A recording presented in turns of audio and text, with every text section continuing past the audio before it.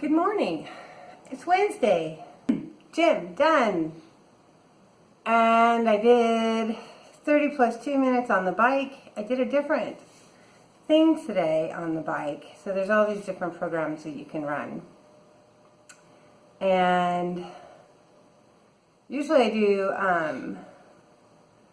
a fat burn program, which is hills. And then you choose your level. Today I did an advanced program which allows you to choose what your focus is.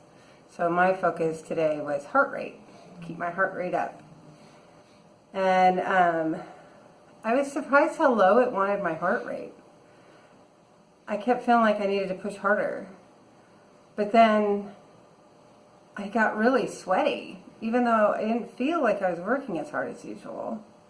So I don't know. I'll give it another try. It's good to have variety. It's part of the reason I like the bike.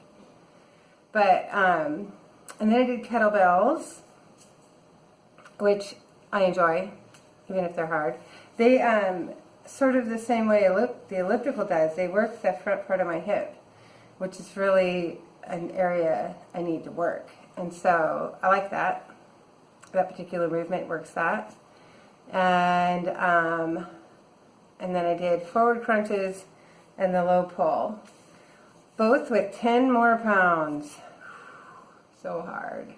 I didn't do the leg lifts because the kettlebells really, it includes kind of a squat in the motion, and so those muscles felt like they'd already had plenty of work. But I did the forward crunch with 10 more pounds, and whee, that was tough. It was a good workout. I feel good. So, yeah. I didn't get a great night's sleep just because my brain was working through a challenge with the health issue that we're facing. With that a scenario with that person that we're working through. But I woke up with a different mindset about it, and I think that's good. It was a better mindset, and so it's going to be a process. It's tough. So, but I was really glad that I got up with a better mindset, and it was something to do that was positive. So I am starting to really like the morning gym. Yeah. I don't even know what day it is. I think I have to look and see. I think I'm on like 35 workouts. I skipped that one day, so I kind of feel like it screwed up the 100-day challenge, but I'm just going to go to 101. You got to do what you got to do. Life is reality. It doesn't always work out. But, yeah, so I think I'm going back to green juice today. I don't feel like I need the oatmeal. I'm doing all right. Eat week is over. Get back in the game. And so green juice, small plates. Tonight I'll probably have to do some homework. It's been about, well, not quite a week. It's been several days since I've done any homework. But if I'm going to do homework, I probably won't listen to all those podcasts because there's only so much I think I need to focus on the emotional work before it starts feeling like it's not healthy. So yeah, I think that's the plan. Music during the day and homework at night. You guys have a good day.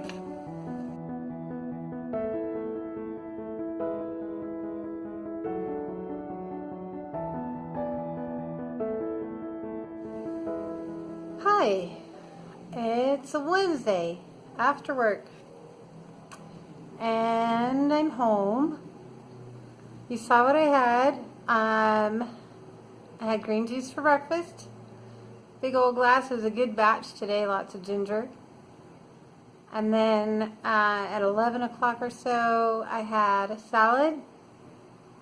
It was a pretty full bowl, but it was mostly vegetables. Well, as a salad should be. It was a bunch of baby spinach and then some shredded cabbage. And then on top there were some Spanish olives some sliced baby peppers, some goat cheese, some garbanzo beans, a little bit of ham, and some balsamic. I think that's it. Cucumbers. I list it all in my FitnessPal immediately, like before I eat it, so I can remember everything that went in there. But I don't always remember by the time I get home. And then I had some Skinny Fit popcorn, whatever that is, in the middle of the day for a snack since my lunch was so early. And I'm doing okay. I'm hungry for dinner, but I'm not famished. I'm not feeling reckless as far as like needing to eat something right this second. I'm a little emotionally distracted. So I mentioned this morning that I thought about something overnight and I woke up with a better attitude about it. But this scenario isn't something that goes away. And so there was some continued thought on that. I did a pretty good job of dispelling my frustration and upset with the situation through the day. I did a meditation at lunch. I have an app that will do guided meditation. I'm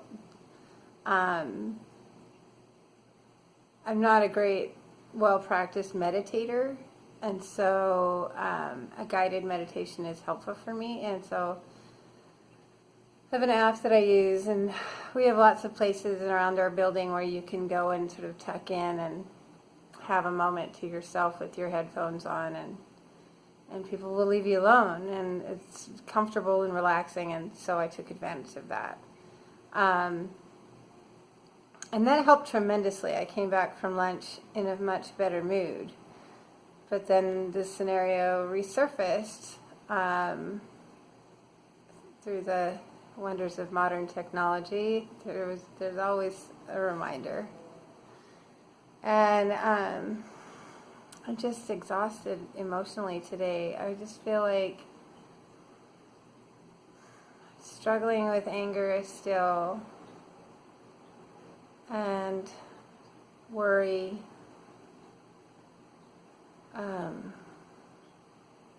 Not about the person that's going, but that the people behind are going to be okay.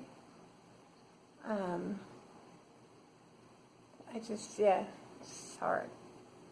Yeah.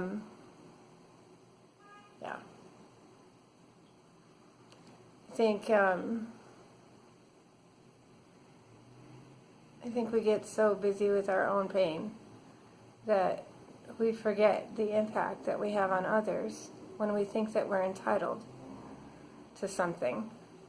And watching that happen to the people that you care about is really hard. And we're entitled to nothing. I don't care where you are in your life or in your passing. I think we always need to be considerate of other people's feelings.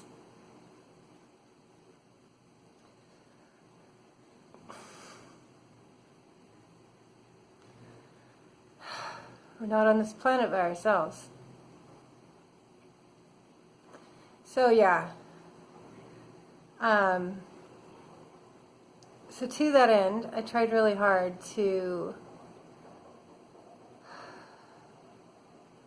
think of how to redirect that energy into something positive. And that's what this whole journey is about, is how do I change the story into something that is better for me and better for everyone around me. And so I ended up listening to a podcast anyway because I needed a solid distraction. And the podcast that I listened to, ironically, I didn't think it was going to be about this, but it was about this kind of, or at least we hear things that we need to hear, I guess. So you can change your story. Everything that you feel, every label that you have given yourself or that you feel that others have given you, they're words, that's all. The weight that you give them, you choose to give them. And so, easier said than done to not do so. But it is possible to change the weight of those words and those labels. And it is possible to entirely change the labels that you assign to yourself. And so there is several methods of therapy that work to this end of how do you change your story. So a number of therapists train of therapy directions say that in essence, and I'm no therapist, but that as we go through our day and our life, we respond to things because of the story that we're in. So we tell ourselves a story, and what if we change the story? So I wish I had a good example, but my brain is not creative right now. But for me, as you guys know, I was the fat girl and the shy girl and the quiet girl and the one that was not going to be accepted. And so that's the story that plays in my head, and it impacts how I interpret everything coming at me. And so if I change that story, if I can consciously over time change it to I'm not shy, I engage people, and fat is, that's such a superficial term. It doesn't have any impact on my value. And so can I tell myself that? And then, all of those things, can I rewrite my story so that I can interpret the actions of others and the words of others and the scenarios around me within that new, more positive story? Can I do that? Because it would change probably everything. Because all of life is an interpretation. And how I perceive what's going on will change how I react. And therefore change the next thing, and the next thing, and the next thing. And so, and in theory, it might change this day if I had a different story. And again, nothing bad happened to me. My life is fine. It's just what I have to watch.